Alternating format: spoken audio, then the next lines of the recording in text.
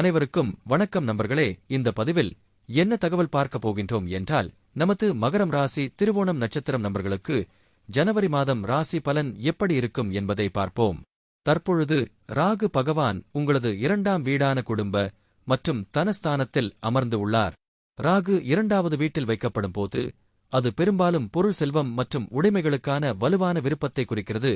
இது பணம் மற்றும் சொத்துக்களை குவிப்பதில் தீவிர கவனம் செலுத்துவதற்கு வழிவகுக்கும். சில சமயங்களில் வழக்கத்திற்கு மாறான வழிமுறைகள் மூலம். இருப்பினும் விளக்கமானது திடீர் நிதி ஆதாயங்கள் அல்லது இழப்புகள், ஆடம்பரமான வாழ்க்கை முறை மற்றும் குடும்ப மதிப்புகள் அல்லது பேச்சு முறைகள் போன்ற நேர்மறை மற்றும் எதிர்மறை வெளிப்பாடுகளுக்கான சாத்தியக்கூறுகளுடன் விளக்கப்படத்தில் உள்ள அம்சங்கள் மற்றும் பிற கிரக இடங்களைப் பொறுத்தது. 2வது வீட்டில் ராகுவின் நேர்மறையான அம்சங்கள்: நிதி வெற்றி, செல்வம் மற்றும் நிதி ஸ்திரத்தன்மையை அடைவதற்கான வலுவான உந்துதல், ஒருவரை வெற்றிகரமான தொழில் முனைவோராக அல்லது முதலீட்டாளராக மாற்றும். வணிக புத்திசாலித்தனம், சிறந்த வணிக உணர்வு மற்றும் நிதிகளை திறம்பட நிர்வகிக்கும் திறன்.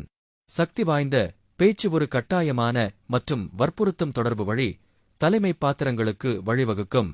உலகளாவிய வெளிப்பாடு, வெளிநாடுகளில் பயணம் செய்ய அல்லது வேலை செய்வதற்கான வாய்ப்புகளை குறிக்கலாம். 2ஆம் வீட்டில் ராகுவின் எதிர்மறை அம்சங்கள்: பொருள் சார்ந்த போக்குகள், ஆடம்பர பொருட்களை பெறுவதில் அதிக கவனம் செலுத்துதல் மற்றும் செல்வத்தின் மீது ஈடுபாடு. நிதி உறுதியற்ற தன்மை, திடீர் நிதி ஆதாயங்கள் மற்றும் அபாயகரமான முயற்சிகள் காரணமாக இழப்புகள் சாத்தியமாகும். குடும்ப பிரச்சினைகள், குடும்ப நிதி அல்லது பரம்பரை தொடர்பான கருத்து வேறுபாடுகள். பேச்சு பிரச்சினைகள், மிகைப்படுத்தி அல்லது மனக்கிளர்ச்சியுடன் பேசும் போக்கு தவறான புரிதலை ஏற்படுத்தும். வழக்கத்திற்கு மாறான முறைகள், செல்வத்தை பெற நெறிமுறையற்ற வழிமுறைகளை நாடலாம். தற்பொழுது கேது பகவான் உங்களது 8ஆம் வீடான ஆயுள் ஸ்தானம் மற்றும் வம்பு வழக்கு ஸ்தானத்தில் அமர்ந்து உள்ளார். 8வது வீட்டில் உள்ள கேது உங்களை மிகவும் வலுவான மற்றும் ஆழமான உள்ளுணர்வுடன் ஆசீர்வதிப்பார், உங்களை தைரியமாக ஆக்குகிறார் மற்றும் வேலையில் ஆபத்தான பணிகளை மேற்கொள்கிறார். 8வது வீட்டில் ஒரு நேர்மறையான கேது உங்களுக்கு சிறந்த மன மற்றும் குணப்படுத்தும் சக்தியை வழங்குவார், அதை நீங்கள் மற்றவர்களுக்கு உதவ பயன்படுத்தலாம்.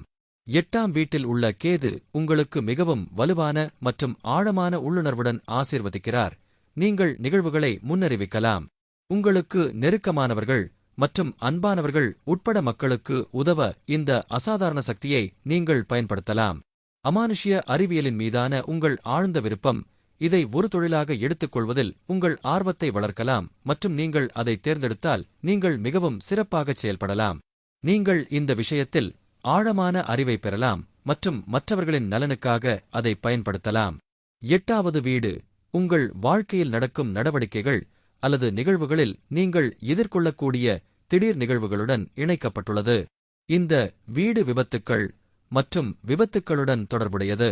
உங்கள் பாலியல் நோக்கங்களும் விருப்பங்களும் இந்த வீட்டின் மூலம் நிர்வகிக்கப்படுகின்றன. இரகசிய ஆசைகள், தொடர்புடைய தொழில் உட்பட வாழ்க்கையில் இரகசியமான விஷயங்களில் உங்கள் நாட்டம் இந்த வீட்டில் இருந்து தெரிகிறது. அமானுஷ்ய அறிவியலுடன் தொடர்பு கொள்வதற்கான உங்கள் விருப்பங்களும் இந்த வீட்டில் பிரதிபலிக்கின்றன. இந்த வீட்டில் உள்ள கேது உங்களை தைரியமானவர் ஆக்குவார் மற்றும் பணியில் ஆபத்தான பணிகளை மேற்கொள்வார். இது உங்கள் சகாக்கள் மற்றும் மூத்தவர்களுடன் நல்ல நிலையில் இருக்கக்கூடும். தொழில் முறையில் நீங்கள் மிகவும் அர்ப்பணிப்புடனும் கடின உழைப்புடனும் இருப்பீர்கள். இது உங்கள் வாழ்க்கையில் நல்ல மற்றும் எதிர்பார்க்கப்படும் முடிவுகளை தரலாம் மற்றும் நீங்கள் தேர்ந்தெடுத்த துறையில் உங்களை உயர்வாக அழைத்துச் செல்லலாம். வாழ்க்கையில் ஸ்திரத்தன்மை உங்களுக்கு ஒரு நிலையான நிதி நிலையை கொண்டு வரலாம். இந்த நிலை உங்களை விபத்துக்குள்ளாக்குகிறது, எனவே நீங்கள் கவனமாக இருக்க வேண்டும். சாகச விளையாட்டுகளில் பங்கேற்பது மற்றும் வாகனம் ஓட்டுவது குறைக்கப்பட வேண்டும், தேவைப்பட்டால் மட்டுமே. காயங்களை ஏற்படுத்தக்கூடிய திடீர் சம்பவங்களை நீங்கள் சந்திக்க நேரிடும். 8ஆம் வீட்டில் உள்ள கேது உங்களுக்கு சிறந்த மன மற்றும் குணப்படுத்தும் சக்தியை வழங்குவார், அதை நீங்கள் மற்றவர்களுக்கு உதவ பயன்படுத்தலாம். மக்கள் பெருமைப்படும் ஒரு நல்ல குணத்தால் நீங்கள் ஆசீர்வதிக்கப்பட்டிருக்கலாம். உங்களின் கடின உழைப்பு திறன்கள் உங்கள் தொழிலில் நல்ல பெயரை பெற்றுத்தரும். உதவி தேவைப்படும் சூழ்நிலைகளில் உங்கள் தன்னலமற்ற உதவியையும் அன்பான ஆதரவையும் வழங்கும் நபர்களின் பாராட்டுக்களை நீங்கள் பெறலாம். 3ஆம் வீட்டில் சனி பொதுவாக ஒரு வலுவான இடமாக கருதப்படுகிறது. இது ஒழுக்கம், மீள்தன்மை மற்றும் கடின உழைப்பாளி தன்மையை வழங்குகிறது. இது தொடர்ச்சியான சுய முயற்சியின் மூலம் பிற்கால வாழ்க்கையில் வெற்றிக்கு வழிவகுக்கிறது. இருப்பினும் இது ஆரம்பத்தில் தொடர்பு மற்றும் உடன்பிறப்புகளுடன உறவுகளில் சவால்களை ஏற்படுத்தக்கூடும். ஆளுமை மற்றும் தொடர்பு பூர்வீகவாசிகள் பெரும்பாலும் தீவிரமான, பொறுப்பான மற்றும் நடைமுறை சார்ந்த நபர்கள். அவர்கள் பேசுவதற்கு முன்பு கவனமாக சிந்திக்கிறார்கள். அவர்கள் அதிகம் பேச மாட்டார்கள், சும்மா பேசுவதை விட அர்த்தமுள்ள உரையாடல்களை விரும்புகிறார்கள், மேலும் ஒதுக்கப்பட்டவர்கள் அல்லது உள்முக சிந்தனை கொண்டவர்கள் என்று தோன்றலாம். பகுப்பாய்வு சிந்தனை, ஆவணப்படுத்துதல், எழுதுதல் அல்லது ஆராய்ச்சி தேவைப்படும் தொழில்களுக்கு இந்த இடம் சிறந்தது. தைரியம் மற்றும் முயற்சி இந்த உபச்சாய வீட்டில் சனி காலப்போக்கில் மேம்படும் ஒரு வீடு மெதுவாக ஆனால் சீராக வளரும் மகத்தான உறுதியையும் தைரியத்தையும் வளர்க்கிறது. தனிநபர்கள் கவனமாக திட்டமிடுபவர்களாக இருக்கிறார்கள் மற்றும் கடினமான தடைகளை தாங்க முடியும். முழுமையான விடாமுயற்சி மற்றும் வலுவான பணி நெறிமுறை மூலம் வெற்றியை அடைய முடியும். உறவுகள் இளைய உடன்பிறப்புகளுடன் தொலைதூர, முறையான அல்லது சிக்கலான உறவு இருக்கலாம், அல்லது பூர்வீகம் அவர்களுக்கு பெற்றோர் அல்லது பராமரிப்பாளரின் பாத்திரத்தை ஏற்கலாம். காதல், திருமணம் பூர்வீகவாசிகள் உணர்ச்சிகளை வெளிப்படையாக வெளிப்படுத்துவது கடினமாக இருக்கலாம், ஆனால் அவர்கள் நிலைத்தன்மையை நாடுகிறார்கள் மற்றும் விசுவாசமான கூட்டாளிகளாக இருக்கிறார்கள். வாழ்க்கை துணை ஒரு முதிர்ந்த நபராக இருக்கலாம், மேலும் வயது மற்றும் பரஸ்பர முயற்சியுடன் உறவு பெரும்பாலும் இணக்கமாக மாறும். தொழில், கல்வி வாழ்க்கையில் வெற்றி மற்றும் அங்கீகாரம் பெரும்பாலும் ஆரம்ப தாமதங்கள் அல்லது போராட்டங்களுக்குப் பிறகு, பொதுவாக 32 வயது அல்லது குறிப்பிடத்தக்க கடின உழைப்புக்குப் பிறகு வரும். நிர்வாகம், சட்டம், பொறியியல், எழுத்து, வெளியீடு அல்லது அரசு வேலைகளில் தொழில்கள் மிகவும் பொருத்தமானவை. முறையான கல்வியில் இடைவேளைகள் அல்லது தாமதங்கள் இருக்கலாம், ஆனால் ஆராய்ச்சி மற்றும் ஆழ்ந்த கற்றல் மீதான வலுவான நாட்டம் நீடிக்கிறது. ஆரோக்கியம், தனிநபர்கள் தங்கள் நுரையீரலில் கவனம் செலுத்த வேண்டும், மேலும் அவர்கள் அதிக பதட்டத்தை உள்வாங்கினால் தலைவலி போன்ற பதற்றம் தொடர்பான பிரச்சினைகளை அனுபவிக்கலாம். பயணம், குறுகிய பயணங்கள் வேலை தொடர்பானதாகவோ அல்லது அவர்களின் தொழிலின் நிலையான அம்சமாகவோ இருக்கலாம், ஆனால் மன அழுத்தம் அல்லது தாமதத்திற்கும் ஒரு காரணமாக இருக்கலாம். 6ஆம் வீட்டில் குரு இருப்பது நேர்மறை மற்றும் சவாலான முடிவுகளின் சிக்கலான கலவையை வழங்குகிறது.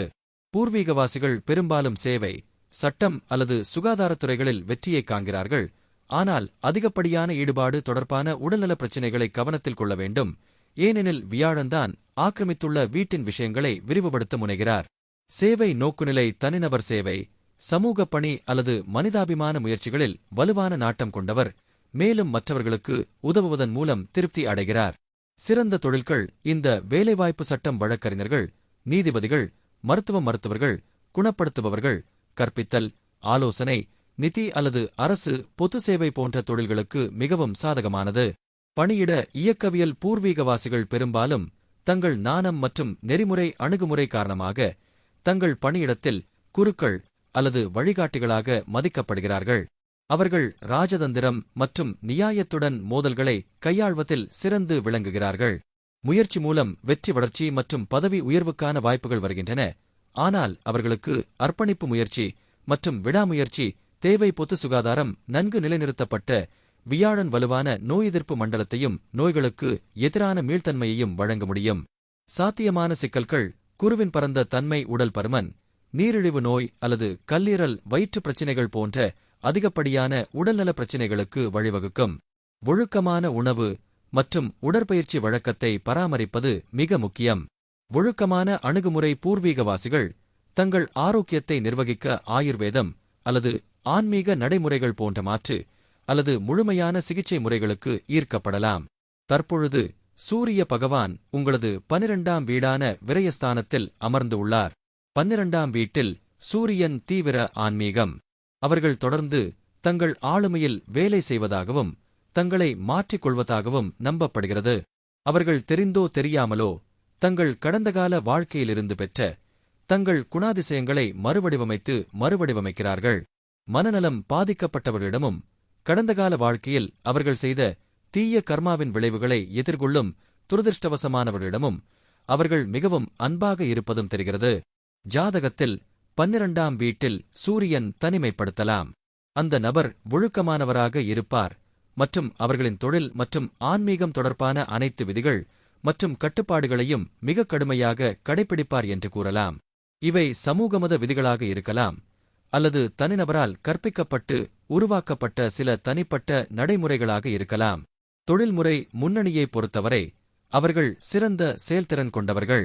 அவர்கள் தங்கள் சிந்தனை செயல்முறை, இலக்குகள் மற்றும் இலக்குகளில் தெளிவைத் தேடுகிறார்கள். அவர்கள் தங்கள் யோசனைகளில் உறுதியாகவும் நம்பிக்கையுடனும் மாறியவுடன் எந்தவொரு பணியையும் மிகவும் திறமையாக முடிக்க முடியும்.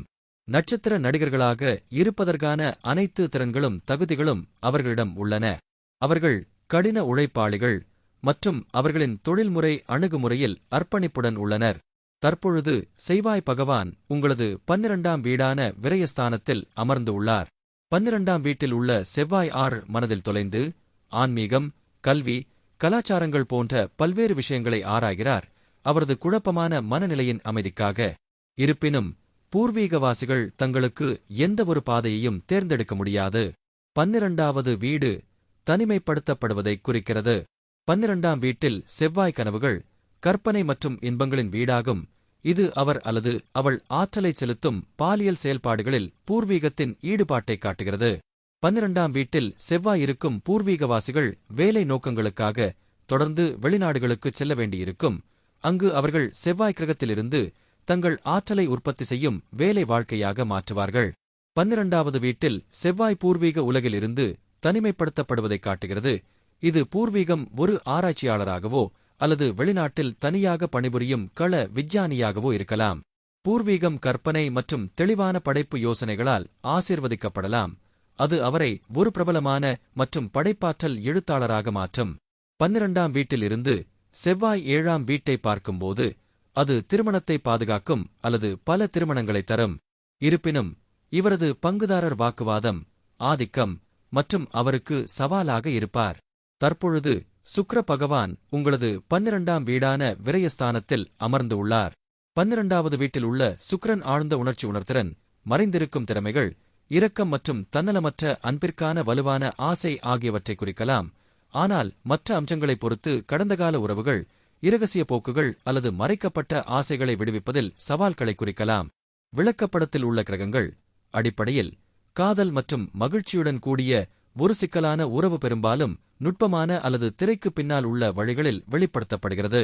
நேர்மறை விளக்கங்கள், ஆழ்ந்த உணர்ச்சி இணைப்பு, பச்சாதாபம் மற்றும் ஆழமான மட்டத்தில் மற்றவர்களை புரிந்துகொள்வதற்கான வலுவான திறன் பெரும்பாலும் ஆழமான, அர்த்தமுள்ள உறவுகளுக்கான விருப்பத்திற்கு வழிவகுக்கிறது. கலை, நாட்டம், இசை, ஓவியம் அல்லது நடனம் போன்ற கலை நோக்கங்களில் படைப்பாற்றலுக்கான சாத்தியம் பெரும்பாலும் மறைக்கப்பட்ட அல்லது மாயத்தரத்துடன். ஆன்மீக ஆழம், ஆன்மீகத்தின் மீதான இயல்பான நாட்டம் மற்றும் உறவுகளில் உயர்ந்த அர்த்தத்தை தேடுவது. கவர்ச்சி மற்றும் கவர்ச்சி, மற்றவர்களை ஈர்க்கும் நுட்பமான வசீகரத்துடன் கூடிய கவர்ச்சியான ஆளுமை. பெருந்தன்மை மற்றும் பரோபகாரம், மற்றவர்களுக்கு உதவ ஆசை மற்றும் அழகு மற்றும் நல்லிணக்கத்தை ஊக்குவிக்கும் காரணங்களில் பங்களிக்க வேண்டும். புதன் பகவான் உங்களது 12ஆம் வீடான விரயஸ்தானத்தில் அமர்ந்து உள்ளார். 12ஆம் வீட்டில் உள்ள புதன் உயர்கல்வி மற்றும் தத்துவ மற்றும் மறைவான கற்றலை தருகிறார். 12ஆம் வீட்டில் புதன் செல்வதால் செல்வம் மற்றும் பயணங்கள் மற்றும் வெளிநாட்டில் குடியேறும் வாய்ப்பு. தொழில்முறை முன்னணியில் நீங்கள் ஒரு முன்னணி பாத்திரத்திற்கு தொடங்கிய ஒரு சிறிய நிலையில் இருந்து உங்களை அழைத்துச் செல்லும் வளர்ச்சியை கொண்டு வருகிறது. 12ஆம் வீட்டில் உள்ள புதன் உங்களுக்கு உயர்கல்வி, தத்துவக் கற்றல், ஆவிகளுடன் தொடர்பு மற்றும் மறைவான கற்றல் ஆகியவற்றை வழங்குகிறது. வேறொரு உலகத்திலிருந்து தகவல்களைப் பெறுவதற்கும் அதை நிஜ உலகத்துடன் தொடர்பு கொள்வதற்கும் வலுவான மனநலத்திறனை நீங்கள் கொண்டிருப்பீர்கள். உங்கள் தர்க்கரீதியான மற்றும் பகுப்பாய்வு மனமானது கற்பனை உலகில் இருந்து வருகிறது. இது பலரால் புரிந்து கொள்ள முடியாது. அதனால்தான் உங்கள் புத்திசாலித்தனம் தவறாக புரிந்து கொள்ளப்படுகிறது. 12வது வீடு என்பது அனைத்து வகையான இழப்புகள், அன்பு, பணம், அறிவு போன்றவற்றின் வீடு. இது ஆன்மீகத்தின் உண்மையான வீடு. இது உங்களை மற்ற பகுதிகள் மற்றும் பரிமாணங்களுடன் இணைக்கிறது மற்றும் நமக்குத் தெரியாத விஷயங்களை குறிக்கிறது. அது வெளிநாட்டு வீடு. 12வது வீட்டில் உள்ள புதன் உங்களை மற்றவர்களுடன் தொடர்பு கொள்வதை குறைக்கும், மிகவும் கூச்ச சுபாவமுள்ளவராகவும் தகவல் தொடர்புகளில் இரகசியமாகவும் இருக்கும். அதே சமயம் நீங்கள் தனிமைப்படுத்தப்படுவீர்கள். 12ஆம் வீட்டில் புதன் உங்கள் பேச்சில் இழப்பை கொடுக்கும். ஒன்று உங்களுக்கு பேசுவதில் சிக்கல் இருக்கும் அல்லது நீங்கள் அதிகம் பேச மாட்டீர்கள். இந்த வேலை வாய்ப்பு உங்களை ஒரு வெற்றிகரமான எழுத்தாளராக மாற்றுவதற்கான சிறந்த இடங்களில் ஒன்றாகும். உங்களது கற்பனை நுண்ணறிவை வார்த்தைகளாக வைத்து அனைவருடனும் தொடர்பு கொள்ளலாம். புதன் என்பது பேச்சு. உங்கள் பேச்சு தனிமைப்படுத்தப்பட்டால் கைகள் மூலம் தொடர்பு கொள்வதற்கான சிறந்த வழி. உங்கள் உண்மையான செறிவு கற்பனை மற்றும் நிழலிடா மண்டலத்திலிருந்து வருகிறது. ஆவி வழிகாட்டியிலிருந்து செய்திகளைப் பெற நீங்கள் ஆண்டெனாவைப் போல ஆகிவிடுவீர்கள். அறியாதவற்றை அறிய உங்கள் உள்ளுணர்வு சக்தியை திறக்க முடியும் என்பதால் நீங்கள் ஒரு வெற்றிகரமான ஜோதிடராக முடியும். நீங்கள் உங்கள் மனதை பயன்படுத்தும்போது அது தனிமைப்படுத்தப்பட வேண்டும், மேலும் மக்களால் சூழப்படக்கூடாது. 12ஆம் வீட்டில் உள்ள புதன் உங்களுக்கு வெளிநாட்டு செட்டில்மெனே மற்றும் வெளிநாட்டு நாணயம் மற்றும் வர்த்தகம் மூலம் வருமானம் தருகிறார்.